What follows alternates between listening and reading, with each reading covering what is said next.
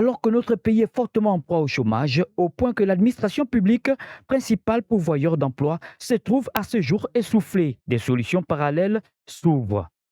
C'est le cas du comptoir gabonais des produits forestiers autres que le bois d'œuvre, lancé il y a de cela 3 semaines, qui se trouve être une véritable niche d'emploi au regard des activités qu'il renferme.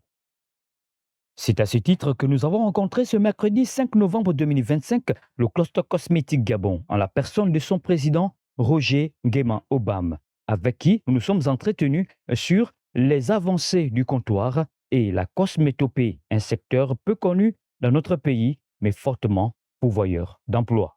Merci, monsieur, de nous donner l'opportunité de parler de cette initiative louable et salutaire qui vient des plus hautes autorités afin de structurer cette filière.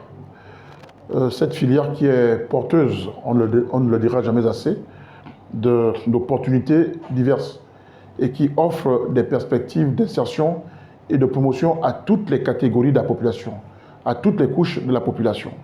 Alors, donc, le projet est dans sa phase de lancement. Donc, il s'agit ici d'une initiative de l'AGADEV. L'AGADEV, c'est l'Agence gabonaise de développement de l'économie verte, pour pouvoir structurer ou contribuer à la structuration de cette filière, parce que certains secteurs et administrations gabonaises ont déjà commencé, sont pleinement engagés dans ce processus de structuration. Alors, donc, après le lancement officiel du comptoir, il y a un travail de recensement national qui va être effectué, notamment en ce qui concerne les associations, coopératives, même les PFABO, donc des acteurs qui œuvrent dans ce secteur. Donc, cette initiative tend donc à valoriser tous les acteurs de la bioéconomie verte du Gabon.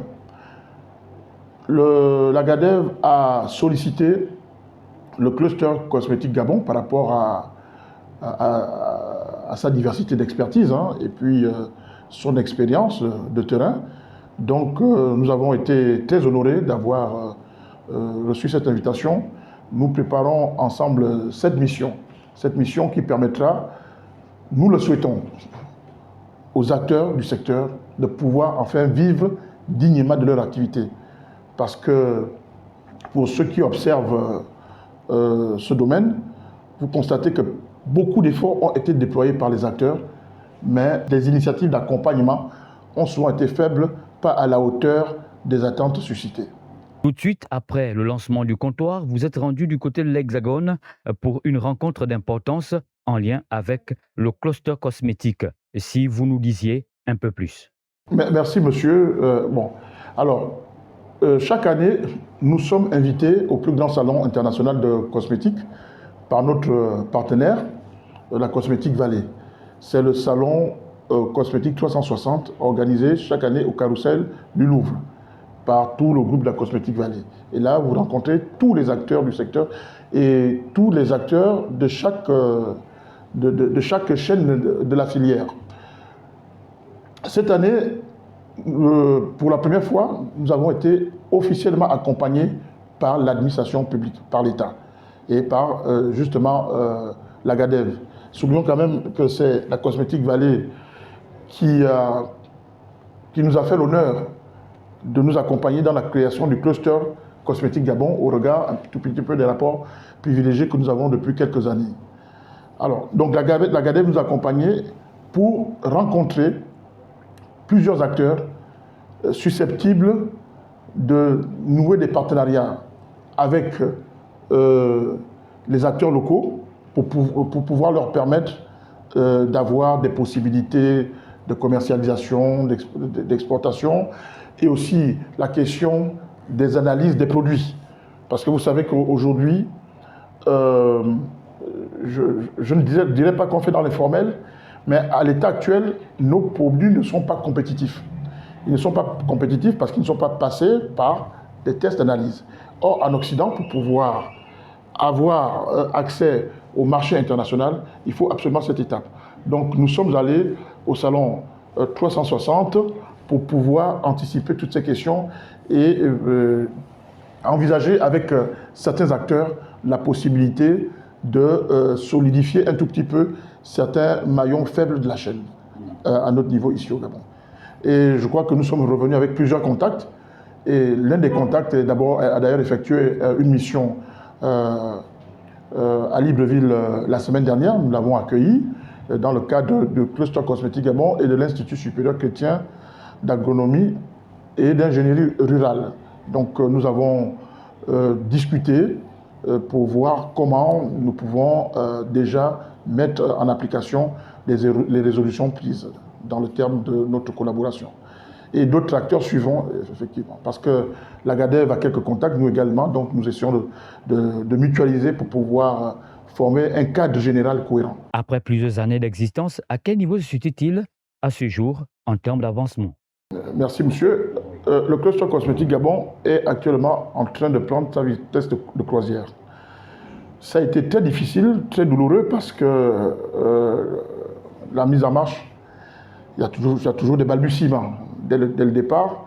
Et lorsque nous avons décidé de lancer officiellement l'activité, nous avons été freinés par la crise sanitaire Covid-19. Il a fallu faire preuve de résilience. Les collaborateurs ont été motivés par justement la main tendue qui nous a été faite par la Cosmétique Vallée pour nous permettre d'être plus visibles. La Cosmétique Vallée est parfaitement conscient de tous les potentiels du Gabon, puisque son président et fondateur, président d'honneur, autant pour moi fondateur, Jean-Luc Ancel, a fait ses stages au Gabon en 1972-73, nous n'étions pas encore tous nés. Donc dans le cadre de ces stages de fin d'études, de maîtrise et de début d'études de troisième cycle, donc c'est à cette période qu'il a découvert tout le potentiel du Gabon. Donc le Cluster Cosmétique Gabon a aujourd'hui plusieurs partenariats sur le plan national. Il y a l'Agence nationale des parcs nationaux, il y a la Direction générale des industries du bois du ministère des Eaux et Forêts. Nous avons d'ailleurs eu une séance de travail très constructive. Sur le plan international, il y a le PNUD, il y a l'Université de Rouen-Normandie, il y a la Cosmétique Vallée elle-même. D'ailleurs, nous avons été éligibles, on revient là-dessus, ça a déjà été présenté publiquement, au projet, à l'appel à projet Cosmétopée Bassin du Congo, où le Cluster Cosmétique Gabon a eu les trois projets. D'ailleurs, ce sont les trois projets que le Gabon a pu remporter dans cette sorte de petite compétition au niveau du bassin du Congo. Donc, nous sommes toujours en phase de structuration et avec Ankira Cosmétique qui a également été bénéficiaire éligible, l'Institut supérieur chrétien d'agronomie, d'ingénierie rurale et l'École nationale des eaux et forêts, nous sommes en train d'essayer de renforcer ce bloc qui a été formé afin de donner une démarche générale et cohérente. L'objectif, c'est de créer des emplois. L'objectif, c'est de créer des emplois en milieu rural. L'objectif, c'est de contribuer à l'amélioration des conditions sociales d'existence des populations de l'arrière-pays, parce que ce sont elles qui sont le premier maillon, qui constituent le premier maillon de la chaîne. C'est elles qui fournissent la matière première. Mais au-delà de cette catégorie de population, il y a d'autres.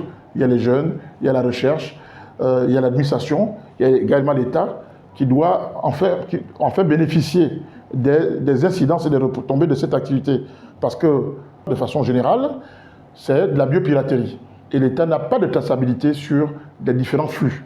Donc nous travaillons avec ces administrations pour pouvoir en faire véritablement une filière ou un secteur porteur. Les perspectives à l'horizon, lesquelles sont? Les perspectives sont très intéressantes. Bon, déjà, nous allons préparer le salon de 2026. Nous voulons, parce que nous devons présenter les résultats de cette phase d'appel à projet, puisqu'il y a d'autres phases qui suivront. Nous sommes en train de mobiliser tous les acteurs. C'est ça un cluster. Tous les acteurs susceptibles de contribuer à la promotion d'une identité cosmétique gabonaise et à la promotion du secteur PFABO. Et tout ça, nous le faisons avec, aujourd'hui, l'État nous accompagne. Un accompagnement, je ne dirais pas symbolique, mais un accompagnement plus ou moins administratif. Il y a des centres de recherche et des instituts d'enseignement supérieur comme l'Université Omar Bongo, qui est l'un de nos gros partenaires. Il y a le milieu de la recherche académique. Ce projet peut créer également des perspectives dans le milieu de la recherche et de l'enseignement supérieur. Parce que dans notre démarche, nous privilégions une coopération entre le savoir-faire local, savoir pratique des populations locales et l'apport de la recherche scientifique et technologique pour améliorer la production de ces populations locales pour que ces produits puissent être présentés sur le marché international. Nous œuvrons et nous militons également en faveur d'un partenariat avec nos partenaires internationaux pour nous aider dans un premier temps, avant d'avoir notre propre structure, dans l'analyse des produits, analyse sans laquelle nous ne pourrons pas exporter, analyse sans laquelle nous ne pouvons pas être compétitifs. Donc les perspectives sont multiples et là je crois que toutes les choses sont en train de se mettre en place. Un travail de coordination entre l'administration publique et le secteur privé nous permettra, pourquoi pas, de faire de ce secteur un grand pôle économique comme il l'est déjà en France. En France, il est le deuxième pôle économique après l'aéronautique et devant le pétrole. Votre mot de fin, Président. Nous voulons d'abord vous remercier, vous la presse, de faire ce travail de relais, ce travail de diffusion auprès des différentes couches. Et nous pensons pouvoir susciter des vocations. Susciter des vocations, pourquoi? Parce que c'est douloureux de savoir, comme l'a rappelé la vice-présidente Madame Miko, de savoir qu'ailleurs, il y en a qui s'achètent des jets, qui construisent des palais avec nos propres ressources, les produits de notre forêt. Vous voyez, pendant ce temps, nous sommes à Libreville, chômage, pas de perspective, l'horizon complètement sombre. Alors, ce secteur, nous voulons vraiment faire un grand pôle. Donc, j'invite toutes les associations, coopératives et autres PME de s'inscrire à ce comptoir, parce que ce comptoir apportera plusieurs facilités. Les choses ne sont pas parfaites, les choses sont perfectibles, mais nous sollicitons les bonnes volontés de nous permettre à ce projet de se réaliser. Vous voyez, donc, ce qui est dommage, je vous le dis monsieur, comme je vous l'ai dit au départ, comme je vous l'ai dit en note, ce qui est dommage, c'est qu'il y a vraiment une vraie difficulté à pouvoir travailler ensemble, à pouvoir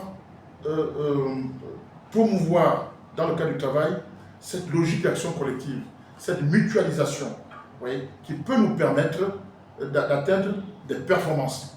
Mais malheureusement, quand une initiative comme telle, on tire dessus avant même qu'elle ne démarre. Donc j'appelle à tous à ce sentiment patriotique pour pouvoir réaliser ce projet, porteur d'opportunités diverses. Voilà, chers téléspectateurs, à très bientôt. Restez connectés à votre chaîne préférée.